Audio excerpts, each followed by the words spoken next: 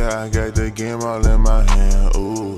What's going on, Laker fans? Welcome to Lakerland. I am Christian, Mr. All the Above, ENT here. And here we are, of course, to discuss Los Angeles Lakers. Man. So, last time I talked about the Lakers, I discussed the possibility of what if, it was after the first game. I was like, what if we don't get any wins to begin the season? What if we do go 0-3, 0-4, possibly even 0-5? What will need to happen then and there? Because we know, guys, as Laker fans, at least me, you know what? I honestly got a little bit of notes, but I threw them out. I threw them out for the time being because I just slept with a bad loss, a bad taste in my mouth. I'm recording this after the Denver game. Sleeping after a Laker game, a Laker loss like that is never a good feeling, but I sometimes like to sleep on a loss or a victory for that measure before I discuss it, because I really do want my thoughts to settle in before I say something either too erratic or I say something that I don't really believe because it's in the moment. So now that I sat with my thoughts for a little bit, I got some things I want to discuss, right? We just lost to the Nuggets. We had a good first half of basketball.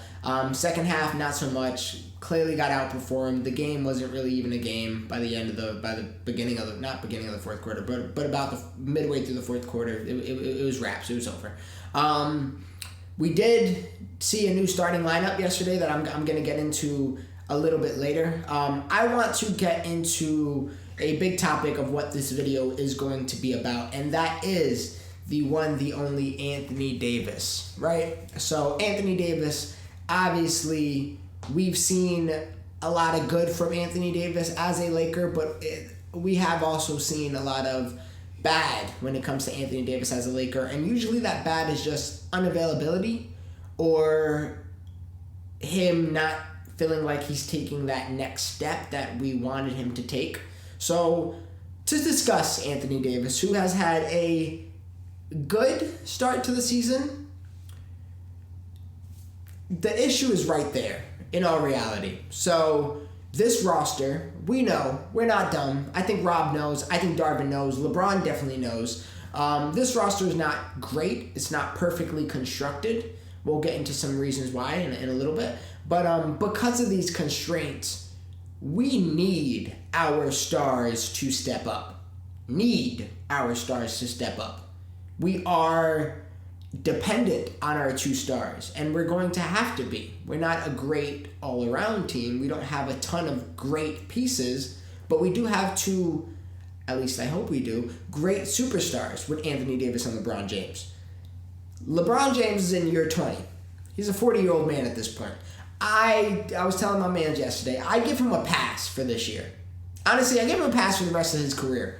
Everything he gives now is like, LeBron, you did everything you can think of. Whatever you're giving me now, whether it's 20 points a game, he can average 22 points this season. And I'm going to be very appreciative of LeBron James because he doesn't have to do this, man. It's year 20. He's a billionaire. He could be enjoying retirement. He can be doing a lot of other things, but instead, he still wants to go ahead and put on a show for the Los Angeles Lakers. And honestly, a lot of the times he does. But I'm grateful for those 30 balls he gives us, the triple-doubles he gives us, the great performance, great passes, the great moments that LeBron James gives us.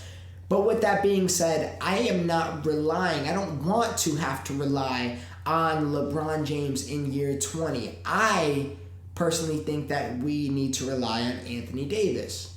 And Anthony Davis, man, I have you on my fantasy team. So, I'm watching, not only do I watch every game, but, I'm obviously rooting for great stats. And listen, man, we need dominant AD. We need a dominant superstar in order to be successful. And AD, who is dominant defensively a lot of the time. He's a great defender. We've seen some great moments with him this season alone already where he's playing spectacular defense. But on the offensive end, man, I'm really not feeling all of the Anthony Davis that I wanted, man. And I've been disappointed so far with Anthony Davis, and he hasn't been bad. He has concerned me a ton because, I mean, in very Anthony Davis fashion, I'm worried that he's going to get hurt at any given moment.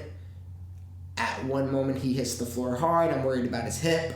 He has a lingering back injury, and he hangs on to the rim, and all of a sudden he's grabbing his back. He's bent over during a timeout. He's looking crazy, man. And it's to a point where I don't want to say that somebody's injury prone and put that on somebody. I know we try to justify some of the injuries and saying they're fluky and what have you. But at the end of the day, we got to realize that Anthony Davis, his body is a little more fragile than some other players. And I'm sure he plays through a lot of pain. And I'm sure he is a very tough individual for that. But regardless, he gets hurt often. And it's getting pretty concerning because every game, it has felt like at least, there's been a scare. A scare to the point where I'm like, AD's pushing it to play right now. And he's definitely overcompensating. Whether it's a limp, whether it's an awkward motion, that's scary. That really is scary because we have all of our chips in this man. As, he can be a generational talent, but truth be told, he's getting 22 points a game, which is good. That's good numbers. That's real good numbers. 22, he'll grab you like 10, 14. He got 14 boards last night. Blocks along the way, steals along the way. It's really good. It's really good. But Anthony Davis, I'm not going to lie to you. We need 29 points out of you. I'm watching Giannis go crazy. I'm watching KD go crazy. Steph Curry go crazy. All of these, top 5, top 10 stars, even Donovan Mitchell, even all these players right now are going crazy. And that's what we need from you. We need AD to be dominant, a force. And when I say a force, I'm talking about a 30-point force, somebody that can outscore the other star on the team, because we've been getting outscored when it comes to stars, whether it's Dame Lillard, whether it's Jokic, Curry. I don't remember if any one of the Clippers outscored us in the moment, but I think that's one of the problems we're having right now. Is it's clear as day, we're not a great constructed roster. But at the end of the day, we need our big two to be a big two. And in the fourth quarter, I'm not feeling that. And maybe it's because by the fourth quarter, AD is already overcompensating.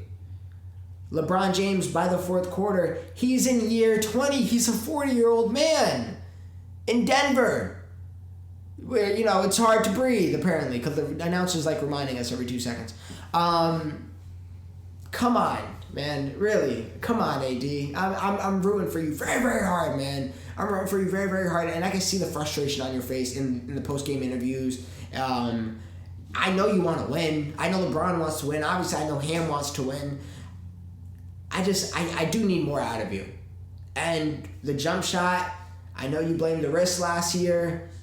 I don't know if you're going to blame the back so far this year.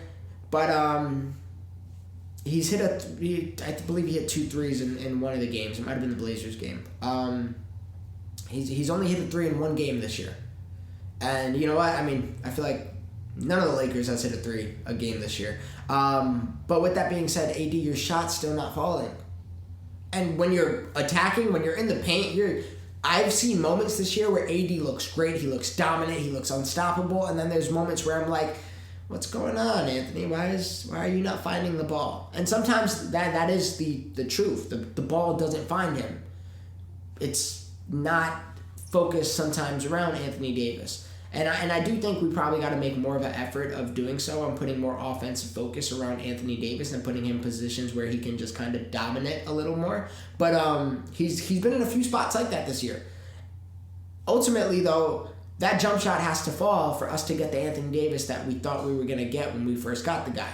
That jump shot has to fall in order to get the Anthony Davis that won us the championship. You remember the shooting splits in the bubble. You remember that 3. You remember that jump shot in general that he was knocking down in the bubble. So it starts with me with Anthony Davis. he is, or he at least has to be, our A player in order for us to do anything. So it does start with Anthony Davis. LeBron James, I'm not going to have any criticism of. I don't think I'll have any criticism of LeBron James for this whole year. Like I said, the man is in year 20. I have nothing but nice things to say about him. And trust me, man, I'm a very honest Laker fan. I wasn't really a LeBron fan before he put on the jersey. Obviously, he wants a chip now, so I'm Team LeBron all the way. But with that being said, I'm pretty honest when it comes to LeBron James and basketball because, like I said, for a long time in my life, I was not a LeBron James fan in general. I didn't like the guy. We all have our reasons. But this year, man, he's exempt from any criticism. He's exempt from any slander. Unless it's obviously rightfully deserved.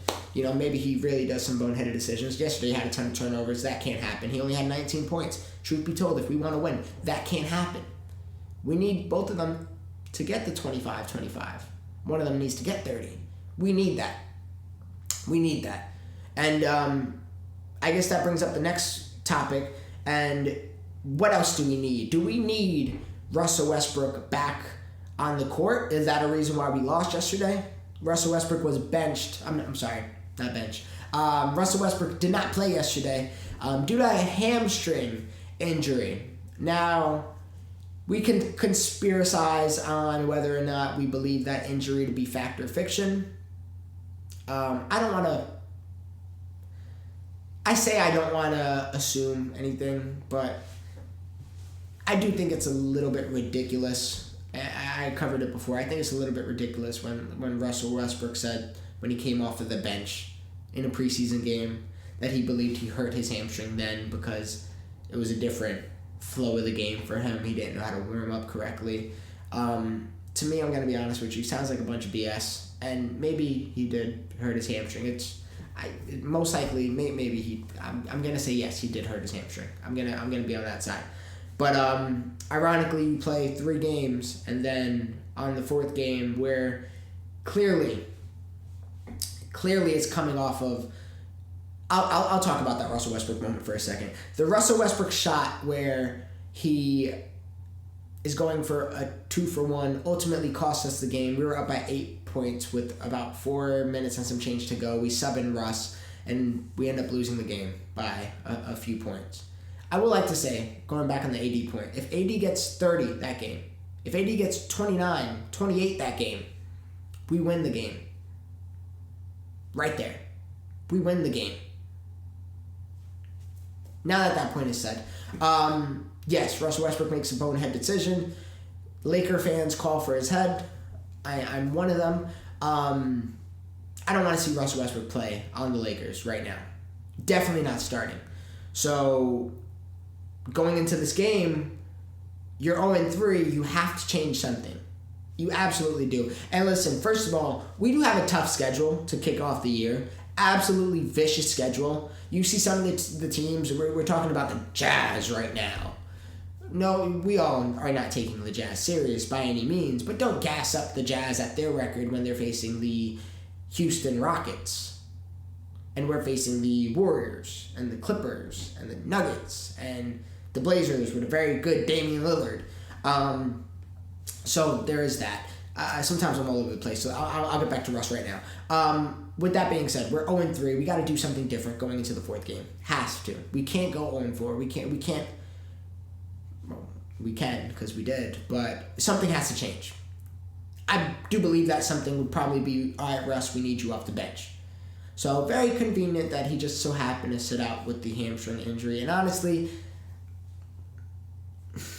I'm not feeling Russell Westbrook's energy at all. The post-game pressers have been, as a Laker fan, disrespectful a bit because you can see it in his energy. It's like he doesn't really care that much. And maybe it's frustration with the media because he knows what they're going to ask and he knows what they're trying to infer. And I get that. I don't have to go to work every day and then talk to a broadcast on my performance for the day. So I get that. If I have a bad day at work, I'm not going to want to sit in front of a camera and be like, well, what do you think you could have done better? Like, no, man, I want to go home and Relax. That's what I want to do right now. So I do understand sometimes the frustration with the media, but at the end of the day, as a player, especially coming off of what last season was, you have to know that that is unacceptable.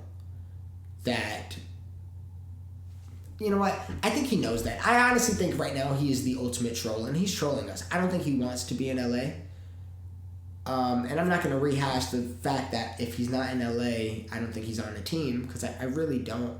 But with that being said, Austin Reeves entered the starting lineup. It's a real idea and probably most ideal that Russell Westbrook is not our starter coming off of the bench. Now, what does that look like? I'm not entirely sure. We saw about 3 minutes of it, and then my man had to take a break for the rest of the day because his hamstring hurt. I don't know what that entirely looks like. I don't know if maybe that's what we can use, because we might need a little bit of firepower off the bench, because none isn't giving us none. But Russell Westbrook, regardless, coming off the bench, starting, I do not want this man on the team. I do not. And the narrative going into yesterday was, okay, are we going to win without Russ? And it's going to be like, yay, okay, Russ was the problem this entire time. Or are we going to lose without Russ and we're going to say, okay, Russ is not the issue? Well, both can most definitely be true. And for anybody saying Russ is not the issue, one, you're blind, deaf, and dumb. Russ is most definitely the issue. And whether it's the issue just because he's playing or the issue just because of his contract and the limitations. Listen, this roster, clear as day, was not constructed for Russell Westbrook to be on the team. It is very clear. I think there is a world where, and I'm hoping that this is much more of a reality than what I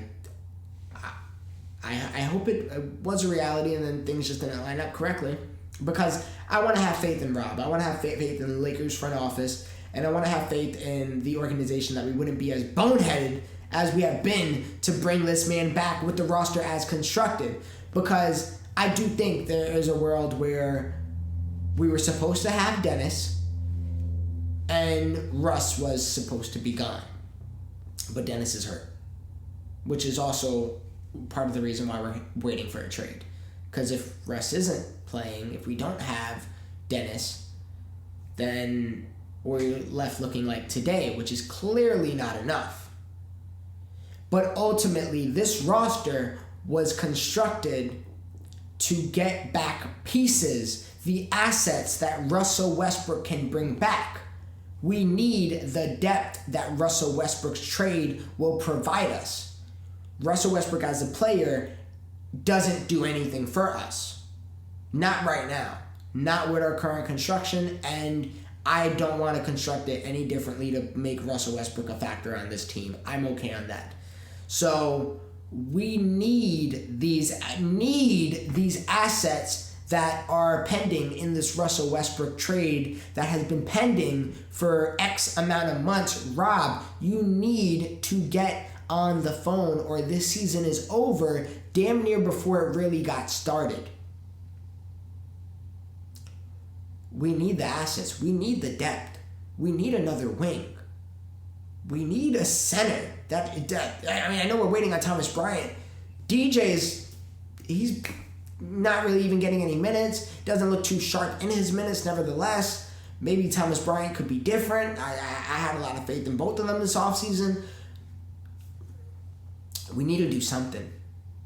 The sitting on the hands is tiring, man. It really is. We got a decent group of free agents. I like what I've seen out of Lonnie Walker. He's been looking good. I think he's a great scorer.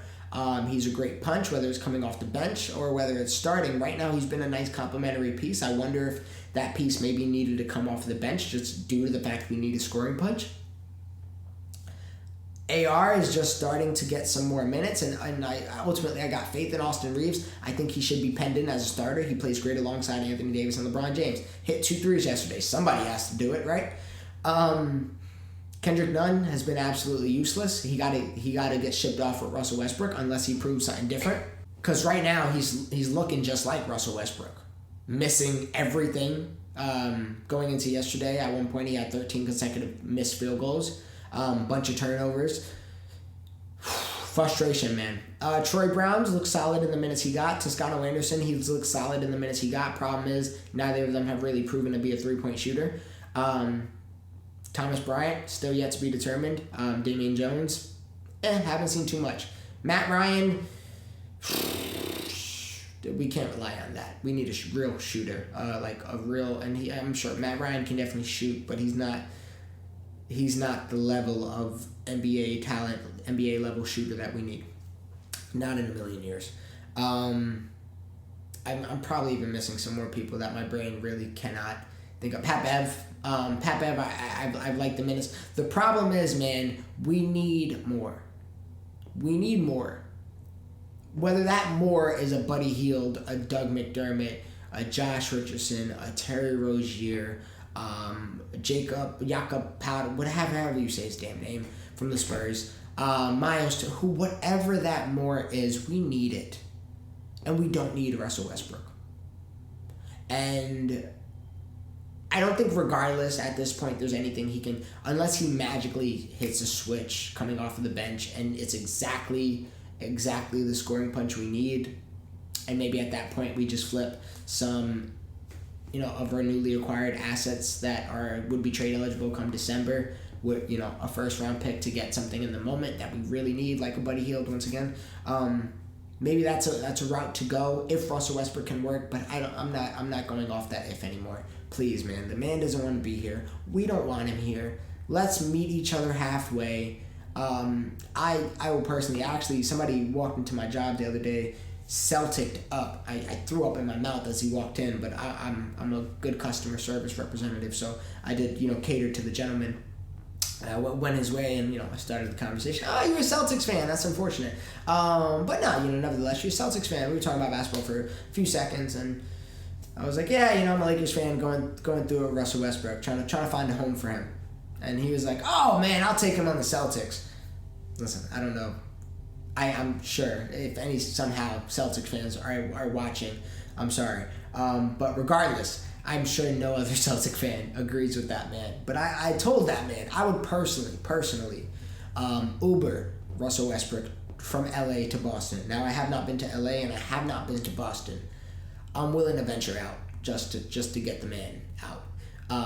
Now obviously that's not an ideal and it's not a realistic situation, but it starts with Anthony Davis, I believe, on just being the number one scorer, but ultimately he has to be on most nights the best scorer, the best player on the court.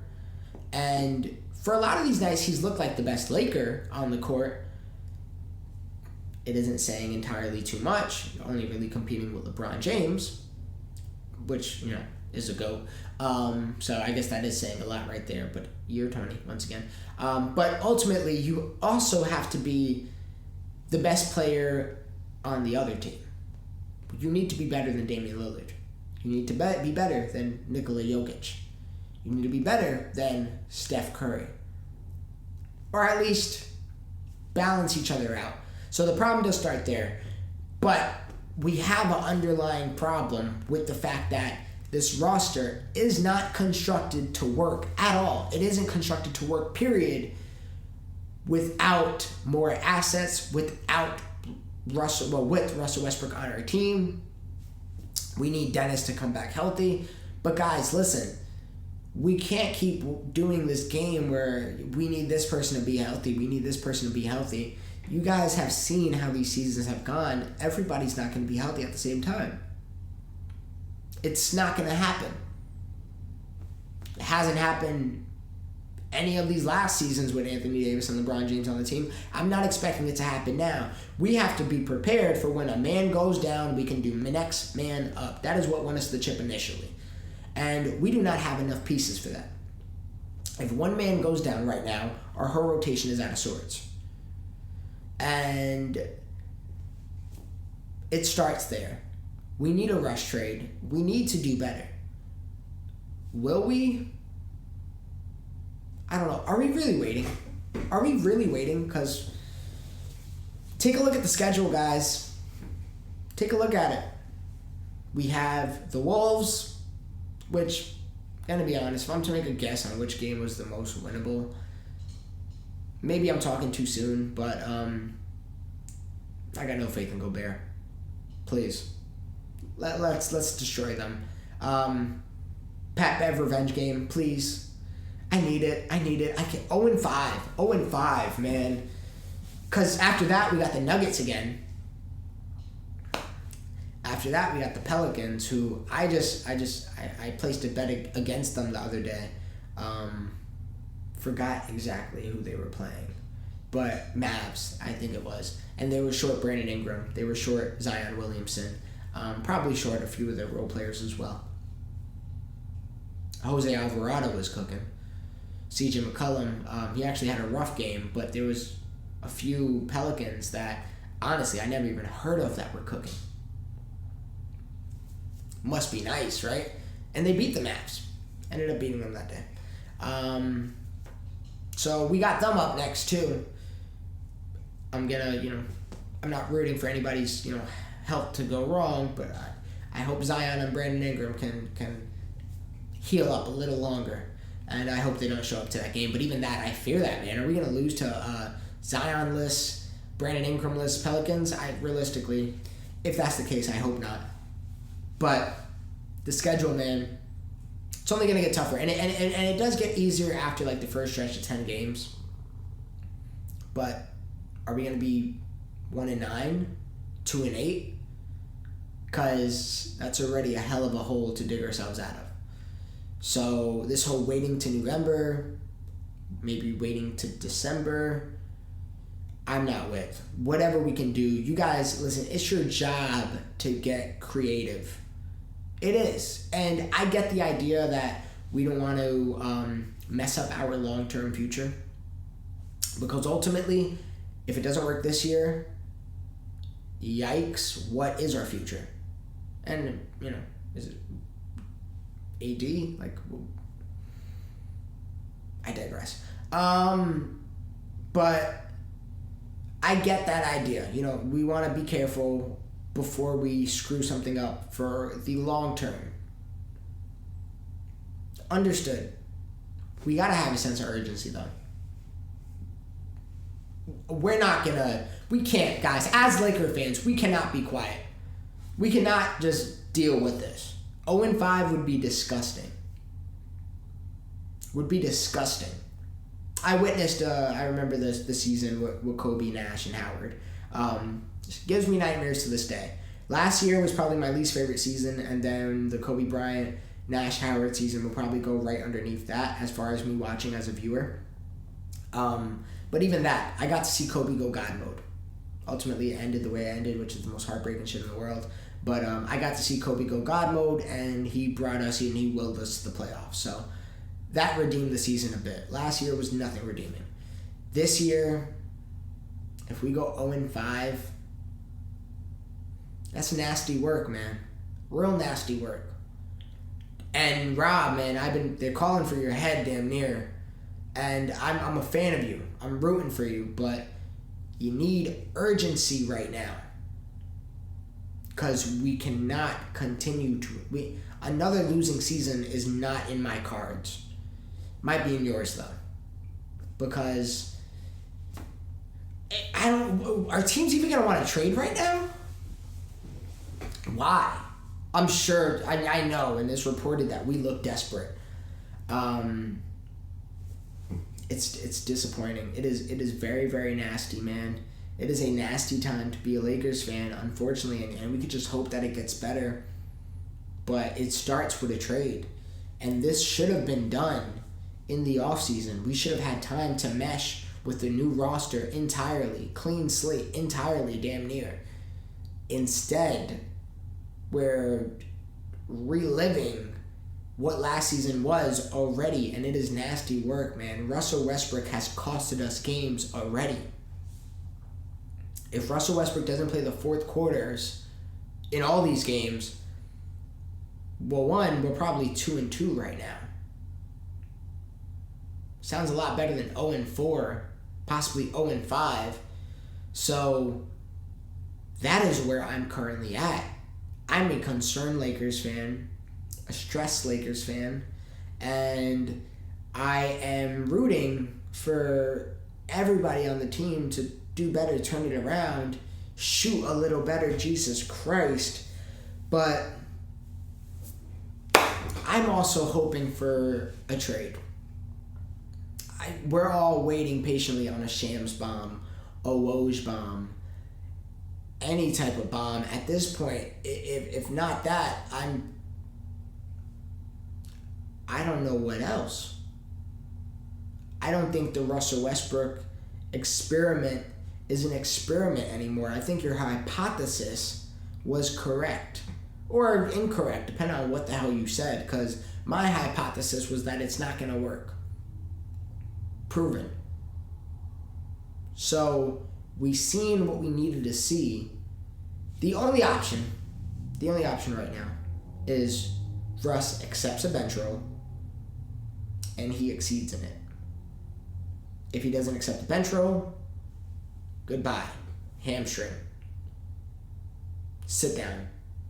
If he accepts a bench role and doesn't perform, well, man, you're done. I really do think he'll if that's the case, if he accepts a bench role and still doesn't perform, still looks like how he does,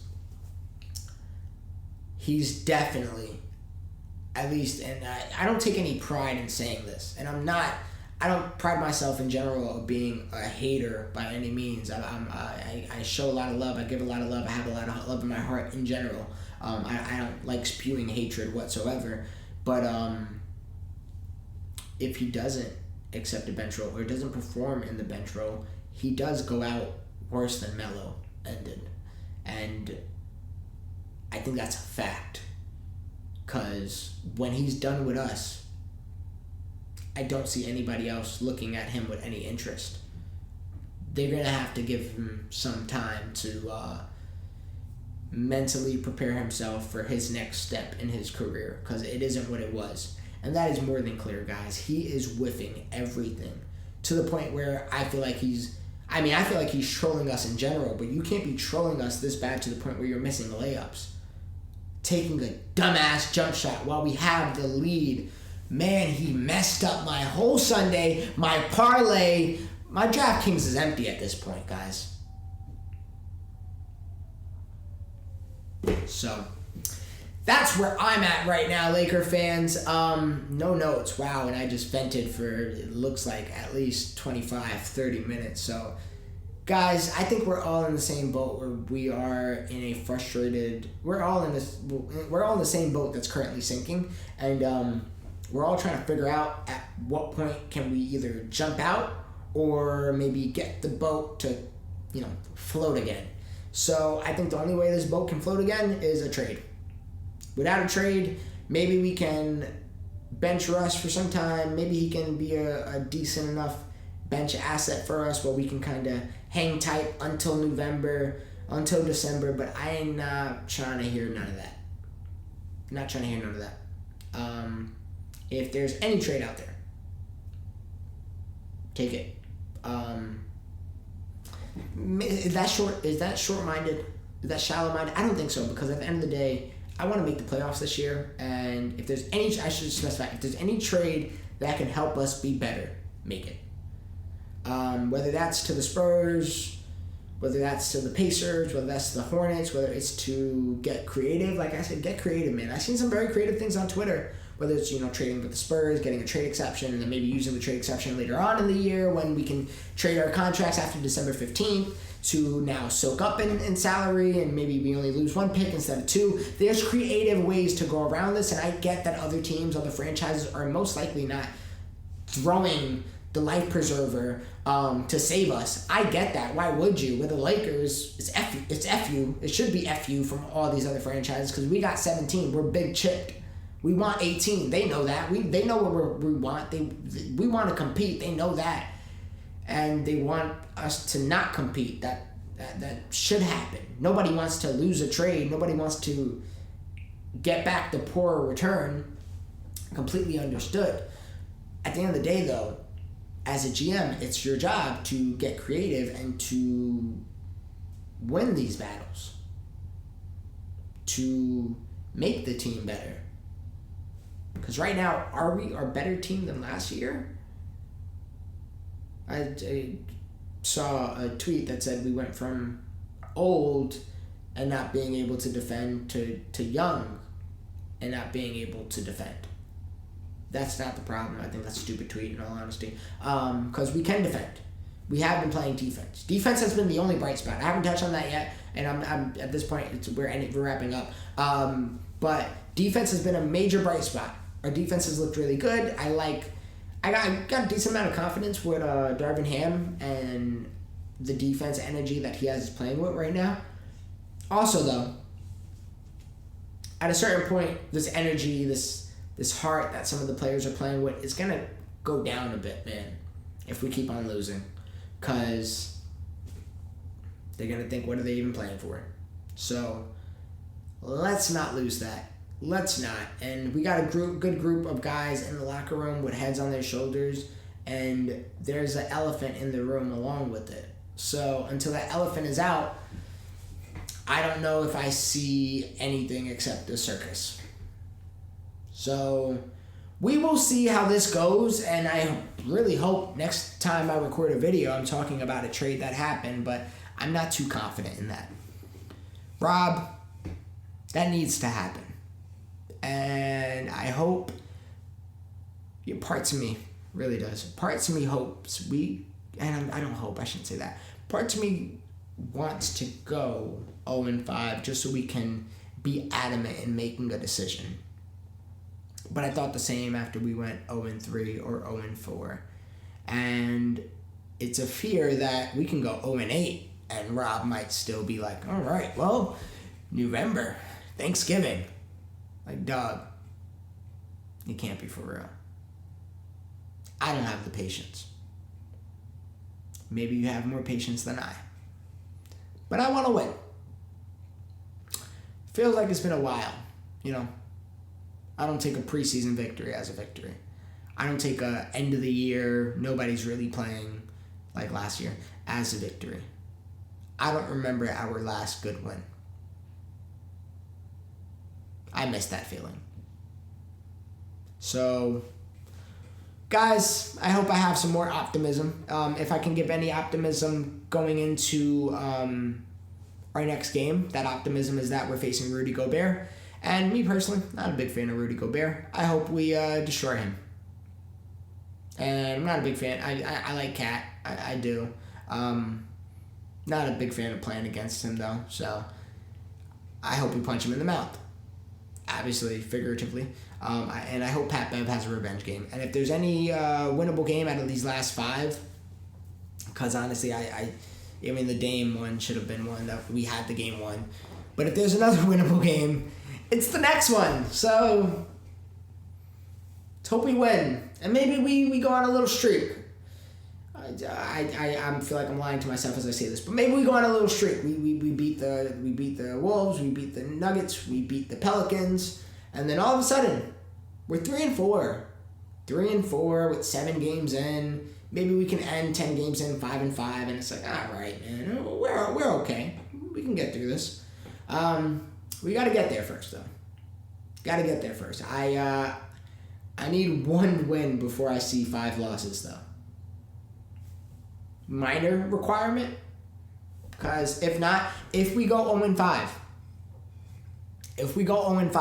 a trade needs to happen. And again, real quick before I get out of here, I keep saying get out of here, but I can talk for days and I come back for days. Again,